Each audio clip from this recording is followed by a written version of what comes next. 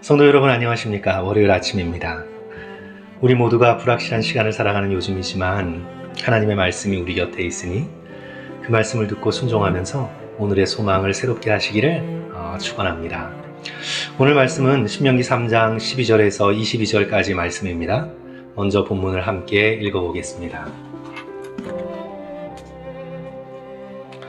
그때 우리가 이 땅을 얻음에 아르논 골짜기 곁에 아로엘에서부터 길르앗 산지 절반과 그 성읍들을 내가 르우벤 자손과 갓 자손에게 주었고 길르앗의 남은 땅과 옥의 나라였던 아르곱 온 지방 곧 온 바산으로는 내가 므낫세의 반 지파에게 주었노라.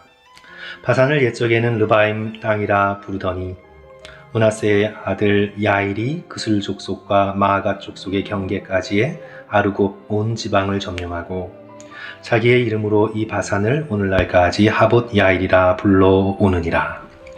내가 마길에게 길르앗을 주었고 르우벤 자손과 갓 자손에게 길르앗에서부터 아르논 골짜기까지 주었으되 그 골짜기의 중앙으로 지역을 접경하였으니 곧 암몬 자손의 지역 얍복강까지며 또는 아르바와 요단과 그 지역이요 기네렛에서 아르바 바다 곧 염해와 비스가 산 기슭에 이르기까지 동쪽 지역이니라.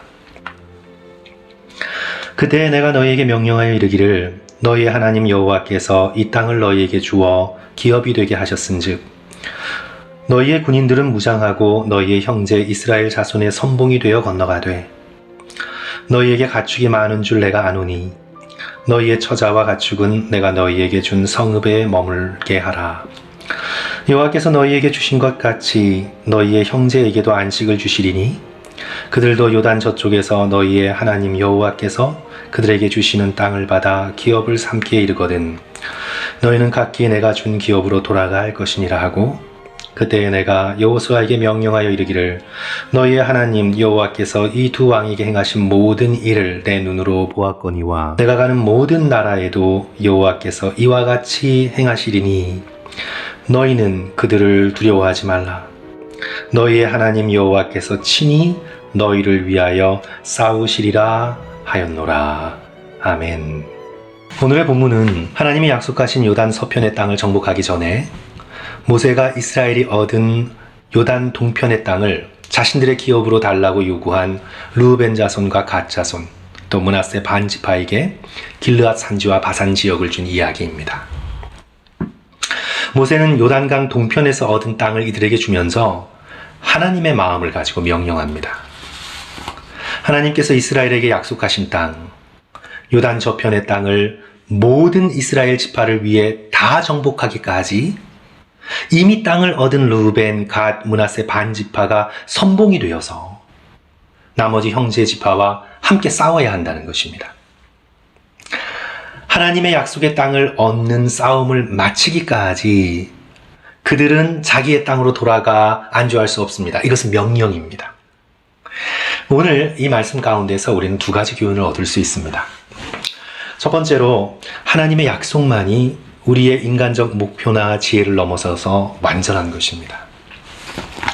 흔히 쓰는 비유를 성도 여러분 한번 생각해 볼까요? 한 어린아이가 있습니다. 달고 맛있는 초콜릿만 좋아합니다.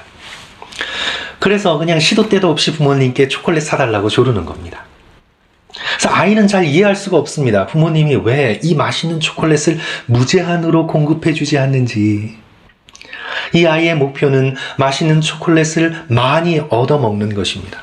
하지만 우리는 아이의 부모님의 목표는 차원이 다르다는 것을 알고 있습니다.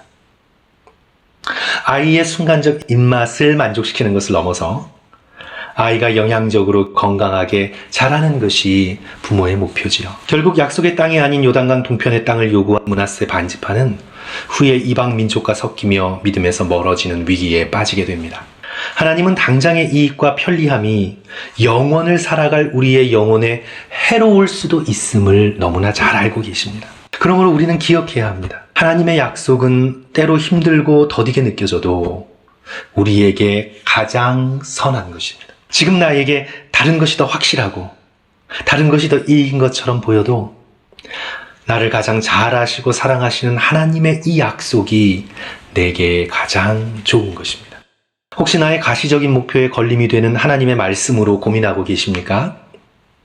하나님의 약속의 말씀이 결국 나에게 가장 완전한 것임을 믿고 순종하시기를 권면합니다. 우리 두 번째로요, 공동체 의식을 회복해야 합니다.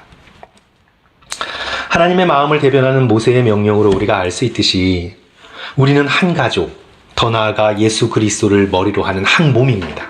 우리는 공동체입니다.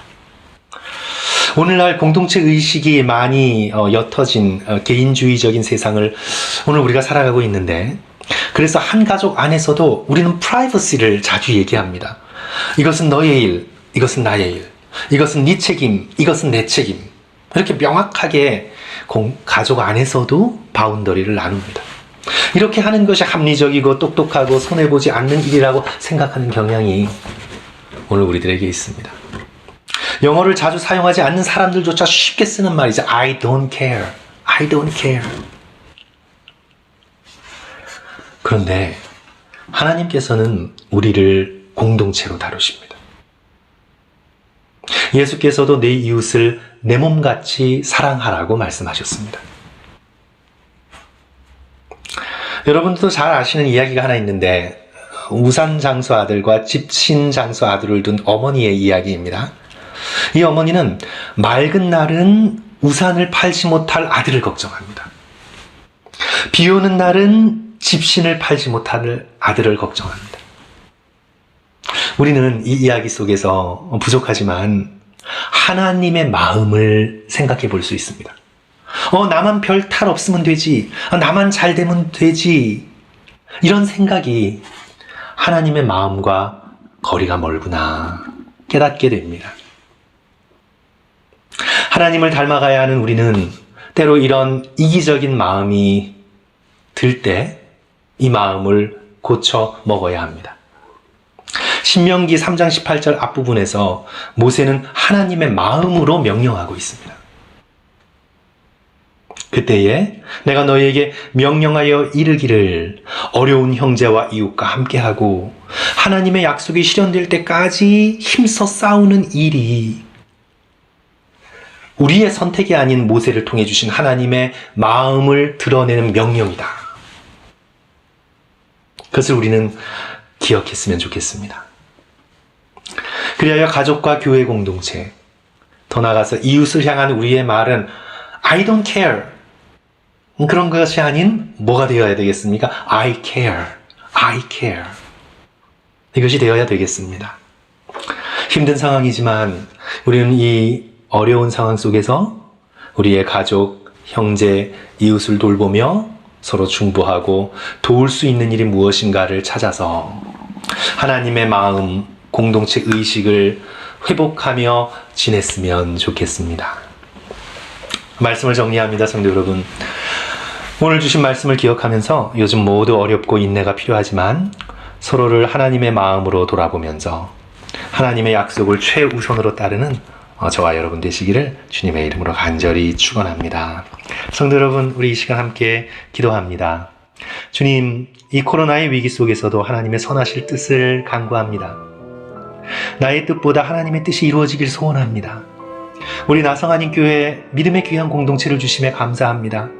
함께 주의 몸된 교회를 위하여 기도하고 헌신하도록 주여 도와 주시옵소서. 오늘 하루 믿음과 지혜로 코로나 바이러스를 이길 수 있도록 주여 우리에게 힘 주시옵소서. 예수 그리스도의 이름으로 기도합니다. 성도 여러분, 들어주셔서 감사합니다. 오늘 하루도 주님 안에서 승리하시기를 주님의 이름으로 간절히 축원합니다.